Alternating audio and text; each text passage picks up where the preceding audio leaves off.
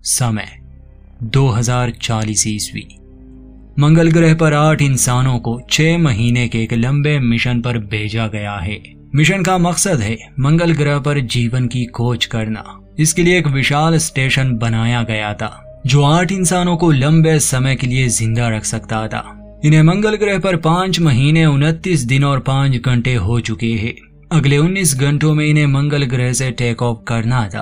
Orbit में ही aurora नामी एक जहाज था जिससे इनका लैंडर जुड़ जाता और ये पृथ्वी पर वापस चले जाते, मगर कुछ हो गया और वो हम इस कहानी में जानेंगे। चैनल को सब्सक्राइब करना ना भूले। शुरुआत होती है तो हमें मार्स रोवर में विंसेंट और रेबेका दिखाए जाते हैं। इन्हें यहाँ पर 6 महीने हो चुके हैं। इनके साथ जो और वैज्ञानिक थे उनका काम था ऐसे सैंपल्स इकट्ठा करना जिससे ये मालूम हो सके कि क्या मंगल ग्रह पर जीवन था या अभी भी है। पिछले 6 महीनों से अलग अलग जगहों पर ड्रिलिंग की गई थी, अभी तक इन्हें कुछ नहीं मिला। ये इनके लिए निराशाजनक बात थी। 8 इंसानों को मंगल ग्रह पर भेजना, अरबों रुपए लगाना और बदले में कुछ ना मिलना। मिशन का समय अब पूरा हो चुका था। अगले 19 घंटों में ये यहाँ से निकलने वाले थे। सभी तैयारियों में लगे थे। इनके 6 महीने बड़े मुश्किल से गुजरे और इस बात का अंदाजा हमें विंसेंट और रेबेका के बातों से होता है। सभी घर जाना चाहते थे, थक गए थे ये। खैर ये दोनों रोवर में ही थे कि रेत का एक खतरनाक तूफान इनकी ओर आ रहा था, मगर चूंकि इन रोवर्स को इसी के लिए डिजाइन किया गया था तो इन्हें चिंता करने की जरूरत नहीं थी। तूफान थमने के बाद ये लेने चाहते हैं किम नामी बायोलॉजिस्ट को, जो बहुत नाराज थी, गुस्सा थी क्योंकि मार्स पर उसे कुछ भी नहीं मिला। विंसेंट और रेबेका उसे स्टेशन पर वापस ले जाने आए थे। खैर वो आखिरी बार ड्रिलिंग कर दी है मगर सैंपल में कुछ नहीं था। मजबूरन वो रोवर में आती है। विंसेंट उसे मजाक में कहता है कि अगर तुम यहाँ रहना चाहो तो रह सकती हो। किम का मूड बहुत खराब था। ये लोग स्टेशन की तरफ अपना सफर शुरू करते हैं जो कुछ किलोमीटर्स की दूरी पर था। स्टेशन से ये लगातार संपर्क में थे। इन्हें खबर मिलती है कि स्टेशन का कूलिंग सिस्टम खराब हो चुका है और रिपेयर करने के लिए विंसेंट को वहां जाना था। विंसेंट असल में एक इंजीनियर था और रोवर को भी वो ऑपरेट करता था। सीन शिफ्ट होता है स्टेशन पर जहां हमें बाकी क्रू दिखाया जाता है। चार्ल्स जो कि इनका कैप्टन था, लोरेन जो कि डॉक्टर थी, एक रशियन, मार्को जो कि बायोलॉजिस्ट था, इनके अलावा रॉबर्ट और रिचर्ड। हर कोई अपने काम में माहिर था। ऑर्बिट में ऑरोरा नामी शिप था। ये लगातार उससे संपर्क में थे क्योंकि 19 घंटों में इन्हें यहाँ से टेक ऑफ करना था। कुछ देर बाद मार्को कैप्टन के पास आता है और उससे बात करता है। बताता है कि मेरा लगाया हुआ एक सेंसर खराब हो चुका है और मुझे उसे ठीक करना ही होगा। ये मेरे लिए बहुत जरूरी है। कैप्टन कहता है कि माफ करना मगर हमें कुछ घंटों में निकलना होगा, मैं इसकी इजाजत नहीं दे सकता। मगर मार्को समझाता है कि मुझे वो ठीक करना ही होगा वरना सब बेकार चला जाएगा। खैर किसी तरह वो कैप्टन को मना लेता है मगर वो उसे अकेले नहीं भेजता। रिचर्ड को भी उसके साथ भेज देता है कि अंधेरा होने से पहले यहाँ पहुँच जाना। ये जगह बस 2 किलोमीटर की दूरी पर थी। मार्को और रिचर्ड जब तैयार होके निकल रहे थे ठीक उसी समय विंसेंट, रेबेका और किम स्टेशन में दाखिल होते हैं। किम पूछती है कि आखिर तुम लोग कहाँ जा रहे हो, मगर मार्को उसे कुछ नहीं कहता। बस वो अपने भाषा में गीत गा रहा था और रिचर्ड को लिए वो स्टेशन से निकल जाता है। रेबेका कहती है कि बस 19 घंटे ये सब बर्दाश्त करना होगा, फिर हम घर चले जाएंगे। मार्को और रिचर्ड जब रोवर में थे तो मार्को उसे बताता है कि मैंने झूठ बोला, असल में मुझे कुछ मिला है मगर ये बात मैंने अभी तक बाकी सबको नहीं बताई, इसलिए तुम मुझ पर भरोसा करो। वहाँ स्टेशन में विंसेंट कूलिंग सिस्टम को ठीक करता है। फिर किम और कैप्टन की बहस हो जाती है। किम की नाराजगी की वजह यही थी कि 6 महीने मार्स पर गुजारने के बाद उसे कुछ हासिल नहीं हुआ। उसे मार्को पर भी शक था, इसलिए वो बिना इजाजत के उसके लैब रिजल्ट्स देखने लगी। सभी ये देखकर हैरान हो जाते हैं कि उसके लैब रिजल्ट्स में सिंगल सेल बैक्टीरिया था जिसका सेल डिवीजन हो रहा था। साफ शब्दों में उन्हें मंगल ग्रह पर जीवन का सबूत मिल चुका था। मार्को ने सबसे ये बात छुपाई थी तो स्टेशन में यही बहस होती है कि अब वो क्या करे। किम गुस्सा थी कि मार्को ये क्रेडिट खुद लेना चाहता है, हम सभी इसके हकदार हैं। कैप्टन बताते हैं कि हमें ये सब मिशन कंट्रोल को बताना होगा, मगर उससे पहले वो रिचर्ड और मार्को से संपर्क करता है। रिचर्ड अकेले ही रोवर में था। मार्को उसी ड्रिलिंग वाली जगह पर जा चुका था। वो कैप्टन से बात नहीं करता। वो एक सैंपल को निकालता है। रिचर्ड से कहता है कि बातें बंद करो, कैमरा ले आओ जल्दी से। मगर तभी वहाँ के पत्थर टूट जाते हैं और देखते ही देखते मार्को एक गहरे गड्ढे में गिर जाता है। ये देखकर रिचर्ड जल्दी से रूवर से बाहर भागता है ताकि उसे बचा सके, मगर देर हो चुकी थी। वो स्टेशन को ये खबर भेज देता है। कुछ देर बाद कैप्टन और लोरेन उस जगह पर आते हैं। रिचर्ड वहाँ परेशान बैठा था। लोरेन उस पर गुस्सा करती है कि आखिर तुमने उसे बचाने की कोशिश क्यों नहीं की, मगर जाहिर सी बात है इसमें रिचर्ड की कोई गलती नहीं थी। गड्ढा बहुत गहरा था, उससे धुआं भी निकल रहा था। मार्को उन्हें नजर नहीं आता। कैप्टन लॉरेंस से कहता है कि तुम यहीं पर रहना, मुझे स्टेशन में वापस जाना होगा, तुम रोवर में ही रहना, बाहर मत निकलना, ठीक है? मैं 2 लोगों को नहीं खो सकता। रिचर्ड को लिए कैप्टन स्टेशन में आते हैं और मिशन कंट्रोल से संपर्क करते हैं। पूछते हैं कि आगे हम क्या करें। मिशन कंट्रोल से उन्हें आदेश मिलता है कि अगर हो सके तो मार्को की लाश को उस गड्ढे से बाहर निकालो, खुद को तैयार रखो और पृथ्वी पर लौट आओ। कैप्टन विंसेंट और रेबिका को लिए उस हादसे वाली जगह पर जाता है, मगर जब ये लोग यहाँ नहीं आए थे, हमें ये दिखाया जाता है कि लोरेन को कुछ अजीब लग रहा था, इसलिए वो उस गड्ढे के करीब आती है और बाद में उसे रियलाइज होता है जैसे कोई रोवर के अंदर आने की कोशिश कर रहा हो। आगे हमें नहीं दिखाया जाता क्या हुआ। कैप्टन और बाकी सब जब उस जगह आते हैं तो लोरेन का कोई रिस्पॉन्स नहीं मिलता। वो रोवर को चेक करते हैं, मगर वो वहाँ नहीं थी। कदमों के निशानों का पीछा करते हुए ऐसा लग रहा था जैसे वो गलत डायरेक्शन में जाने लगी हो। समय कम था, इसलिए विंसेंट को रस्सी के सहारे नीचे भेजा जाता है। जैसे जैसे वो नीचे पहुंच रहा था, उसे अजीब से विजन्स आ रहे थे। फिर इस सतह पर उसे बड़े ही अजीब आकार नजर आते हैं। वो उसे बयां तो नहीं कर पा रहा था, और जब उसे कुछ होने लगा तो रेबिका और कैप्टन उसे ऊपर ले आते हैं। वो कहता है कि मार्को की लाश वहां नहीं है, स्टेशन में सिर्फ किम और रिचर्ड ही थे। तभी उनके सिस्टम पर डिटेक्ट होता है कि कोई इस तरफ आ रहा है। एयरलॉक खुलता है। रिचर्ड देखने गया तो वो मार्को था। स्पेस सूट के हेलमेट में छेद हो चुका था। जैसे ही वो उसका हेलमेट उतारता है, देखता है कि उसका चेहरा बदल चुका है। वो किसी दानव में बदल गया था। ये देखकर तो रिचर्ड को विश्वास नहीं होता। वो घबरा जाता है। मार्को एक ड्रिल हाथ में लेता है। रिचर्ड उसे रोकने की कोशिश कर रहा था तो अधमरा मार्को उसी ड्रिल से रिचर्ड में छेद कर देता है, उसे बुरी तरह जख्मी कर देता है। किम जब शोर सुनती है, देखने आती है तो ये भयानक नजारा देखकर वो भी काफी डर गई।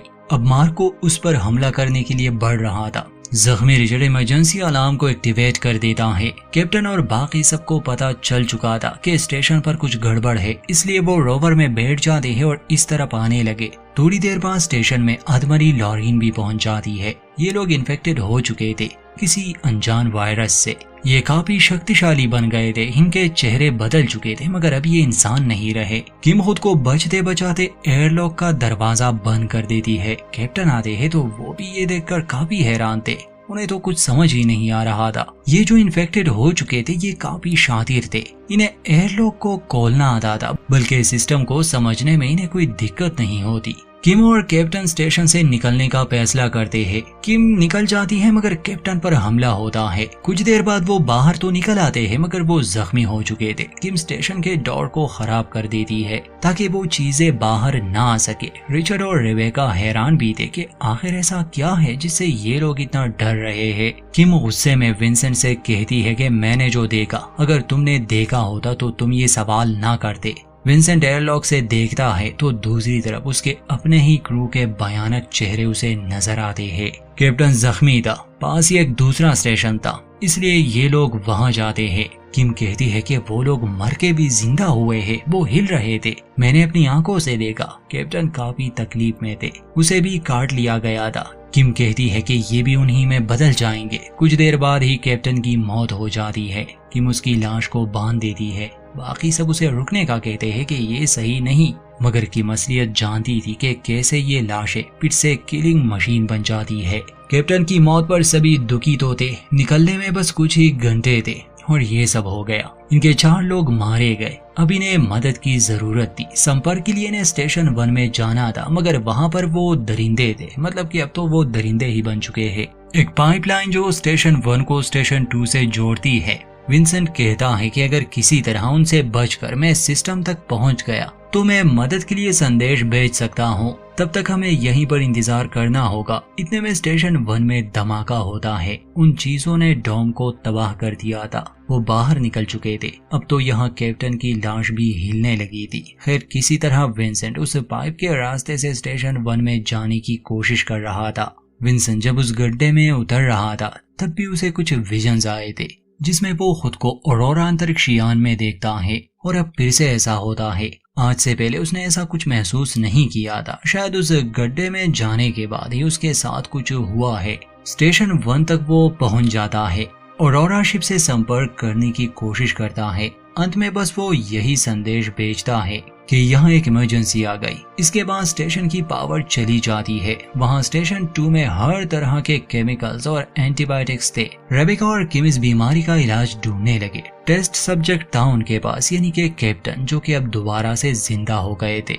वो एक इंजेक्शन उसे लगाते हैं। वो तड़पने लगा, फिर वो शांत हो जाता है। अब ऐसा लग रहा था जैसे ये सीरम काम करता है। इनका प्लान था कि ये बाकी इन्फेक्टेड लोगों पर स्प्रे करेंगे, जिससे वो ठीक हो जाए या फिर कम से कम मर जाए। मगर इससे पहले कि ये लोग अपने इस प्लान पर काम करते, इन्हें एयरलॉक से आवाजें आती है। असल में इनके इन्फेक्टेड साथी अब अंदर आने की कोशिश कर रहे थे। शायद ये जो वायरस था किसी पैरासाइट की तरह ये अपने होस्ट के दिमाग को इस्तेमाल कर सकता था। जैसे उन्हें पता होता कि एयरलॉक को कैसे खोलना है या बाकी लोग कहाँ छुपे होंगे। वहाँ स्टेशन 1 में अब इन्फेक्टेड रिचर्ड भी विंसेंट पर हमला कर देता है, मगर खुद को बचाते हुए वो उस पाइपलाइन के रास्ते स्टेशन 1 में वापस आता है। विंसेंट बाकी सबको कहता है कि पाइप को सील करो, मगर इससे स्टेशन की ऑक्सीजन भी बंद हो जाती। इसलिए जल्दी से ये लोग अपने स्पेस सूट पहन लेते हैं। कैप्टन भी उठ चुका था। इन लोगों पर हमला होता है।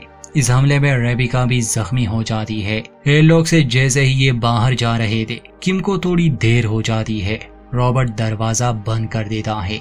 वो उसे मरने के लिए छोड़ देता है। रॉबर्ट को बस अपनी जान की पड़ी थी। ये तीनों रोवर में बैठ जाते हैं। इन्हें पता था कि लैंडर कहां पर लैंड करने वाला है, मगर इनके पास इतनी पावर नहीं थी। रास्ते में ही एक स्टेशन आता है। ये वहां से पावर लेने जाते हैं। रास्ते में विंसेंट रेबिका को इंजेक्शन लगा देता है, क्योंकि वो भी इन्फेक्टेड हो सकती थी। विंसेंट पावर सेल्स लेने के लिए स्टेशन में जा रहा था, मगर रॉबर्ट कहता है कि नहीं, मैं जाऊंगा, मैं ये करना चाहता हूँ। बाहर जाकर वो वापस नहीं आता और विंसेंट को रेडियो पर बता देता है कि तुम्हें भी वहां से निकलना चाहिए। अगर अपनी जान प्यारी है तो हम दोनों ही जानते हैं कि आगे क्या होने वाला है। असल में वो रेबिका के बारे में बात कर रहा था। रेबिका ये सब सुनती है तो उसे बहुत दुख होता है। हाँ, इसमें कोई शक नहीं था कि सच में अब रेबिका भी उन आदमखोरों में बदल जाएगी, मगर वो ऐसा तो नहीं चाहती थी। विंसेंट उसे अकेला नहीं छोड़ता। वो खुद बैटरीज लेने जा रहा था, मगर रेत का तूफान आ जाता है, इसलिए वो वापस से रोवर में आया। रेबिका पूछती है कि अब हम क्या करेंगे, तो विंसेंट बताता है कि हम सुबह होने का इंतजार करेंगे। रोवर सोलर से चार्ज हो जाएगा, हमारे पास समय होगा लैंडर तक पहुंचने में। रेबेका कुछ इमोशनल बातें कहती है कि उसने अपने अंत के बारे में ऐसा तो नहीं सोचा था। अगले दिन जब विंसेंट की आंख खुलती है तो रेबेका रोवर से बाहर जा चुकी थी। वो विंसेंट को नुकसान ना पहुंचाए इसलिए उसने ये कदम उठाया, मगर विंसेंट उसे अकेला नहीं छोड़ता। निशानों का पीछा करते हुए वो उस तक पहुंच जाता है। वो रोवर में उसे लाने की कोशिश कर रहा था, मगर देर हो चुकी थी। रेबेका बदल गई थी। वो विंसेंट पर हमला करती है, उसे मारने की कोशिश करती है। वो विंसेंट से भीख मांग रही थी कि मुझे मार दो। इतने में वहाँ लैंडर पहुंच जाता है, मगर उन लोगों को नहीं बताता यहाँ क्या हुआ है। विंसेंट जब उन तक पहुंचता है, इन्फेक्टेड क्रू ने उन पर हमला कर दिया था। सभी मारे जा चुके थे। विंसेंट उस लैंडर में जाता है, देखता है कि रॉबर्ट वहाँ पहले से मौजूद है, मगर अब वो भी इन्फेक्टेड हो चुका है। वो घर जाने की बातें कर रहा था, उसे अपनी बेटी की याद सता रही थी। वो विंसेंट पर हमला कर देता है। लैंडर ने उड़ान भर ली थी। विंसेंट रॉबर्ट को तो मार देता है। वो ऑर्बिट में पहुंच गया, मगर देर हो चुकी थी। ऑरोरा शिप वहां नहीं था। वो एक आखिरी संदेश भेजता है कि मंगल ग्रह पर उनका सामना किसी अनजान वायरस से हुआ, जिससे सभी इन्फेक्टेड हो गए, और मुझे शक है कि शायद मैं भी इन्फेक्टेड हूँ। अगर ऐसा है तो मैं लैंडर को मंगल ग्रह पर क्रैश कर दूंगा, अगर नहीं तो तुम लोग मदद भेज देना। मैं आखिरी बचा इंसान हूँ। और यहीं पर इस फिल्म का दी एंड। दोस्तों, इस फिल्म का नाम है the last days on Mars. ये एक अंडररेटेड फिल्म है। कहानी बहुत सिंपल है। इन्होंने मार्स को काफी अच्छे से दिखाया है। एक बार आपको ये फिल्म जरूर देखनी चाहिए। हमारी वीडियो अच्छी लगे तो लाइक करें, चैनल को सब्सक्राइब करना ना भूले और अपनी राय जरूर दें।